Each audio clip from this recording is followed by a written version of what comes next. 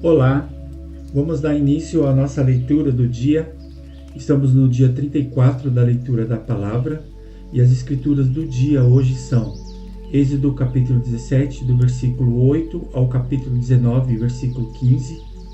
Vamos ler em seguida Mateus capítulo 22, versículo 34 ao capítulo 23, versículo 12. Também vamos ler Salmos capítulo 27, do versículo 7 ao 14. E por último, vamos ler Provérbios, capítulo 6, do versículo 27 ao 35. Vamos dar início à nossa leitura lendo Êxodo, capítulo 17, versículo 8, ao capítulo 19, versículo 15. Os amalequitas atacam Israel. Então vieram os amalequitas e atacaram Israel em Refidim.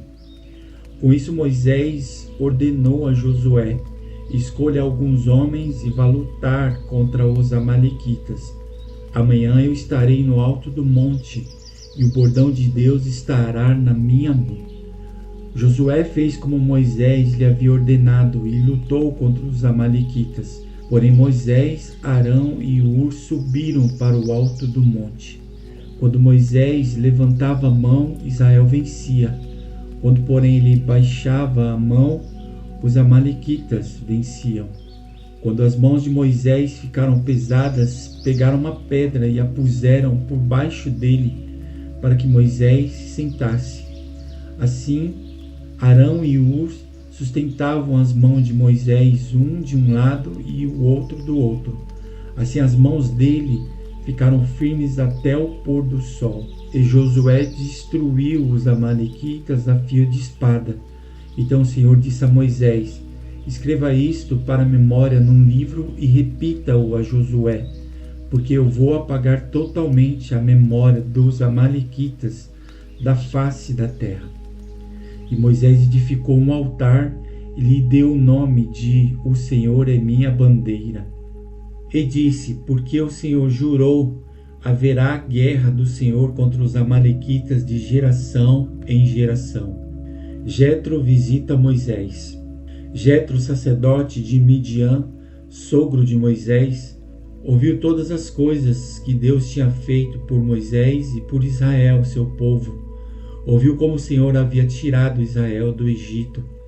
Jetro, sogro de Moisés, foi até ele, levando consigo Zípora, a mulher de Moisés, depois que este a havia enviado até ele, juntamente com os 2 filhos dela.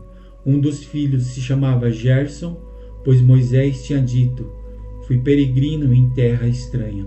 O outro se chamava Eliezer, pois Moisés tinha dito: o Deus de meu pai foi a minha ajuda e me livrou da espada de Faraó. Jetro, o sogro de Moisés, juntamente com os filhos e a mulher deste, veio a Moisés no deserto onde estava acampado, junto ao monte de Deus. E Jetro mandou dizer a Moisés: eu, seu sogro Jetro, estou chegando com a sua mulher e os seus 2 filhos. Então Moisés foi ao encontro do sogro, inclinou-se e o beijou, e indagando pelo bem-estar um do outro, entraram na tenda.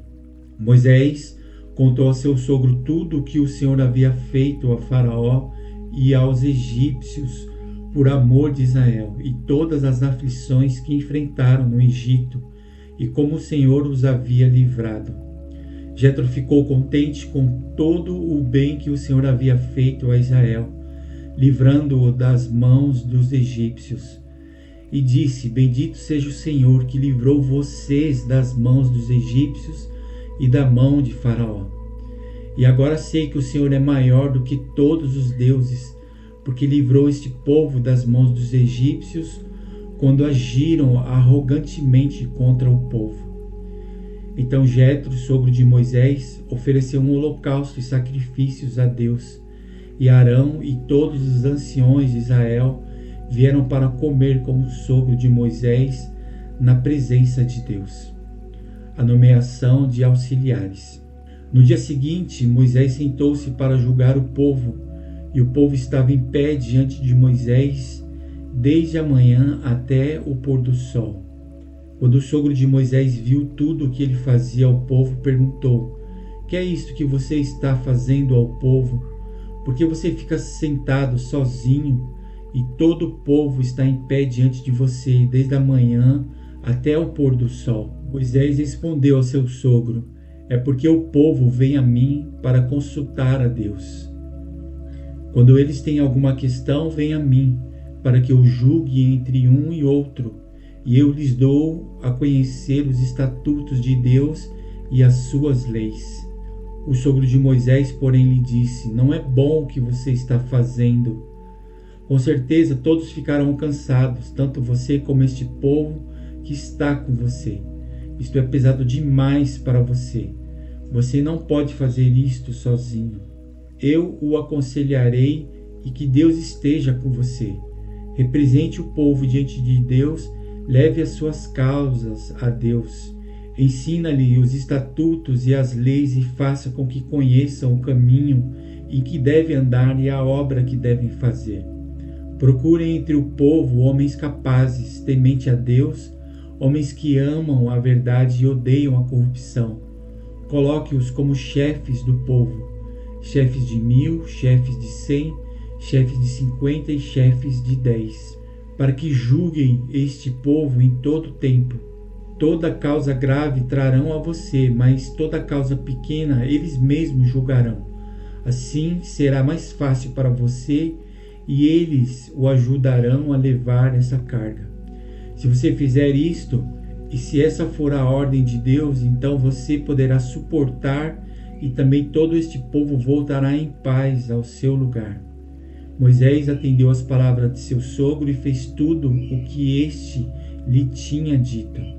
Escolheu homens capazes de todo Israel e os constituiu por chefes sobre o povo, chefes de 1000, chefes de 100, chefes de 50 e chefes de 10. Estes julgaram o povo em todo o tempo. A causa grave trouxeram a Moisés e toda a causa simples eles mesmos julgaram. Então Moisés se despediu de seu sogro e este voltou para a sua terra.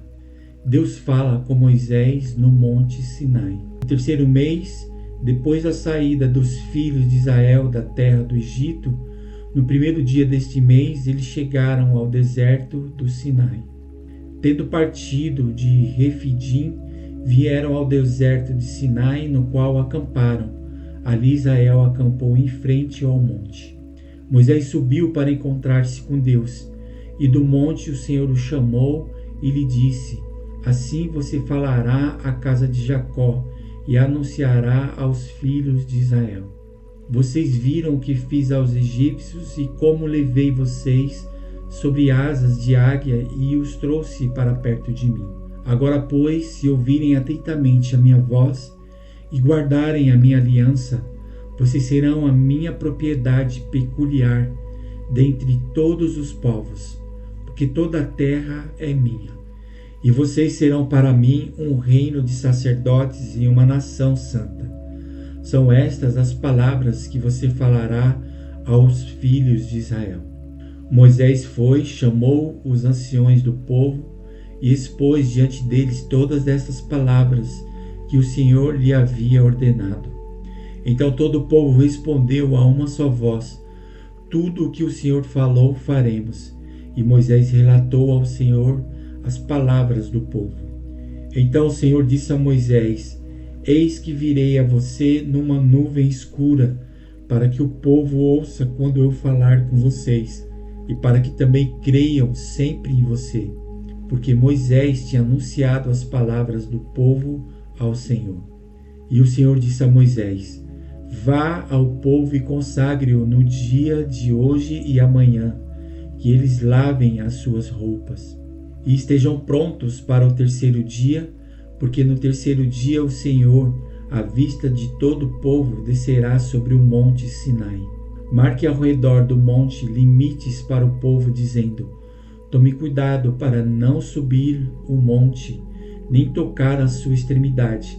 Todo aquele que tocar o monte será morto. Mão nenhuma tocará nele. Se o fizer, será apedrejado ou flechado.